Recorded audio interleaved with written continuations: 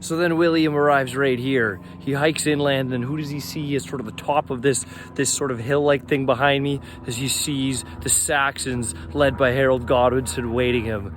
He then, with all his infantrymen in front and all the cavalry in the back, they then march, and then the most epic battle takes place. It's the Battle of Hastings. It's blood, it's swords, it's spears, it's axes, and it is this unimaginable death toll.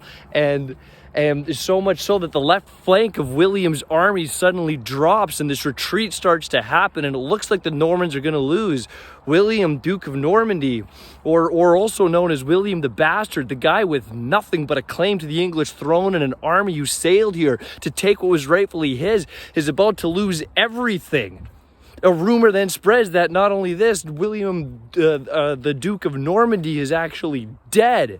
So the Normans start to flee. William, seeing all this, he takes off his flat naseled helmet, he drops it to the ground, he rides his horse around his men, and he shouts to all of them, "I'm not dead, and we've got a fight left in us. We can win." And then people seeing that, he leads the charge in. And what happens when they turn around is that the Saxons, with their shield wall, they had all collapsed it to chase the fleeing Normans.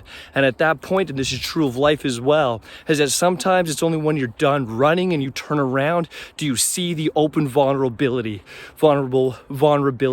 Do you see your opportunity for success? And that's what the Normans saw, and then they take it, and then they have a field day. Because the second that Saxon wall collapses, the Normans can then rush in and they proceed to slay all of them. And then when they finally come across Harold Godwinson, there's two ways to describe his death. You can see sewn into the Bayeux Tapestry him with an arrow in his eye, and then you can also see him being felled by his sword. Historians are divided on how he died, but the point is, what everybody agrees on is that this moment is when Harold Godwinson dies and William, Duke of Normandy, William the Bastard, becomes William the Conqueror.